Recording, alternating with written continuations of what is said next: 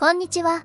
車のニュースの時間です。車が 1% でも好きな人は 100% チャンネル登録お願いします。4月18日、待望の新型ランドクルーザー250が正式発売を迎えました。ニュースリリースによれば月間基準台数は2250台。1年間にすれば ×12 ですから生産開始から1年で2万7000台が国内に出回る計算。新型デビューを記念したファーストエディションの限定販売台数が8000台。生産スケジュールが順調なら年内には全車納車を迎えるはず。なんせ月間基準台数2250台ですから4ヶ月もあれば十分生産できる計算に。ところがどっこい。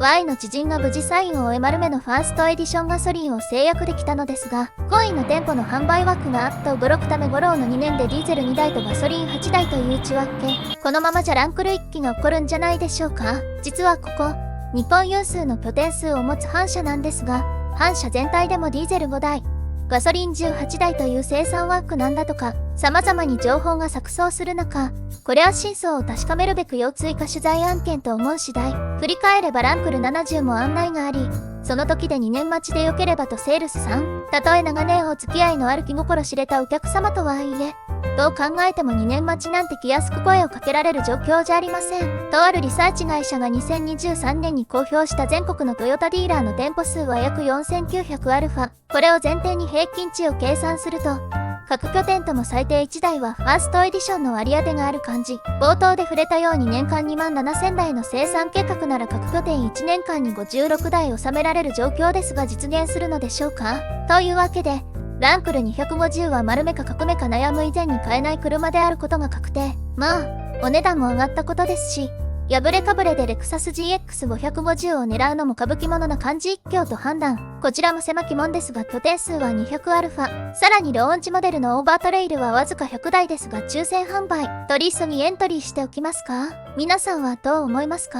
コメントで教えてね。チャンネル登録必須です。それでは皆さんのコメントを紹介していきましょう。価格が高いということもあるが、販売方法やオプション設定に、という感じです。昨年8月の発表以来、ディーラーさんと情報交換させていただき、11月のモビリティショーにも実車を見に行きました。買う気満々でいたのですが、ディーラーへの割り当てが2台、購入希望者が15名、ディーラーから連絡があり、抽選の結果、9番目ですから、購入は難しいと思います。ヒントなら可能性はありますがどうされますか？っていうことでした。自分は購入後のカスタムを楽しみたいし、ヒントではちょっとと言うと、残念ですねって、正直、その抽選っていうのも自分で引いて外れたなら納得いくけど、いつの間にか抽選してたんだって感じで後味が悪い。今朝も積載車に250もたくさん積まれていました。ほぼ毎日見かけます。白、黒、サンド、ブルーなどかっこよいです。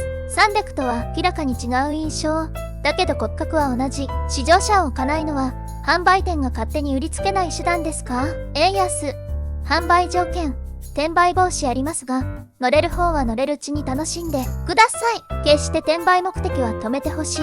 購入に関して色々と条件付けられているところもあるみたいですね。自分のところは抽選だけどほぼ購入できると思ってくださいで、グレードと好きに選べて、1年間所有権は T にしておかなければならないものの一括可能。他の条件は、下取りとコーティング。コーティングは10万以上と下取りだと買い取りより査定額は下がるのでその差額と合わせて納得できるかどうかですかね。先代がよく走っているけど、家を借りているのは8割安い TX でこんなのが購入できないように高くて良いと思う。プラドは月版も1000台とか出ていたから問題ないかと。フレームも増産体制のニュース出ていたし、ランクルの世界的ブランド価値が上がっているのでそうなるよね。フレーム増産なんて考えもできなかったわ。ディフェンダーもモノコックに変身したことを考えると実需は世界的にすごいことになるよね。これしかない唯一無二の存在になりつつある。トヨタのラダーフレームはトヨタの田原工場と日野自動車の羽村工場の2カ所。田原は370、LX 等を生産していてアップ。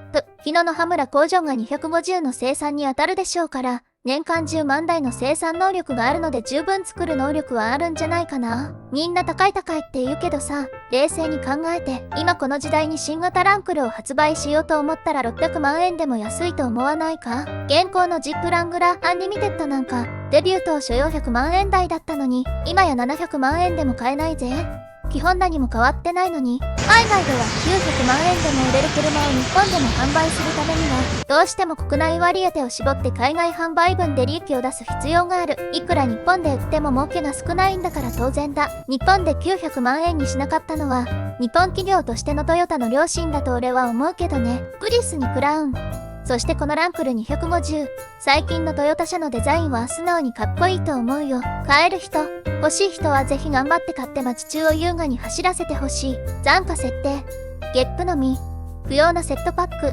理不尽な下取り価格。これでないと売らない。売ってもガソリンかディーゼルを選べない。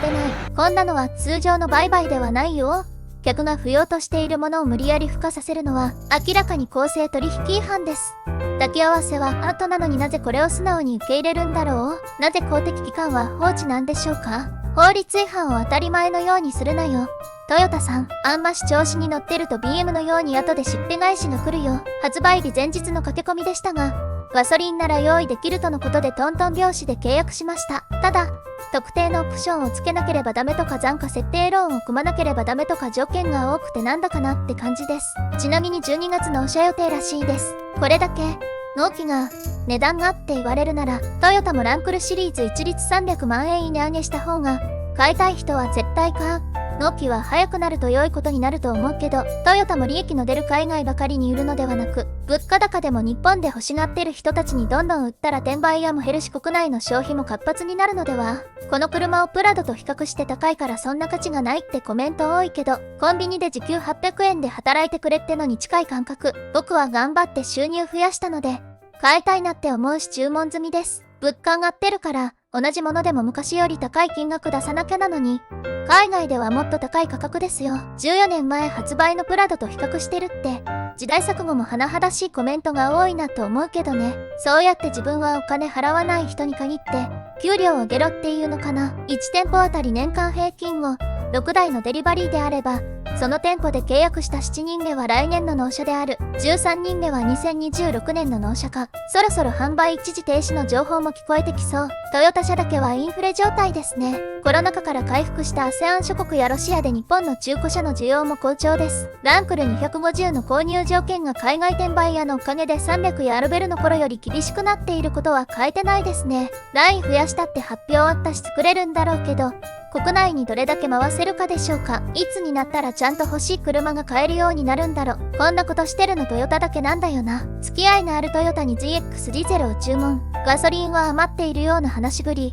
ランクル300はツインターボで走りは快適だけど、同じボディサイズでノンターボガソリンエンジンじゃ買う人少ないよね。プラドのガソリン以上にどんくさい走りしかしないのでは。250の VX ガソリンの走りが遅いようですがどれくらい遅いのでしょうか。確かにディーゼルの方が力強いと思うのですがエンジン音がうるさくないのでしょうか。今の為替レートで国内向けにシフトする企業なんて経営センスのない慈善団体みたいなもの。株主からすれば国内ゼロで全部海外に回せよってくらいの勢いでしょ。センスのかけらもない政治家回り回ってそれに任せている国民のせいなんだろうなと切なくなるわ。高いから買わないじゃなくてプラドのエンジンだからいらない。だってプラドのエンジンだったらプラドでいいじゃんってなるからね。だから250には価値が見出せないと思いました。しかも最近のトヨタは売り方がひどい。ということでトヨタはもういらないや。エンジンが V6 だったらよかったのに。もしくはハイブリッド。どうしてもこのボディでは走りが遅くなるので GX までには欲しい。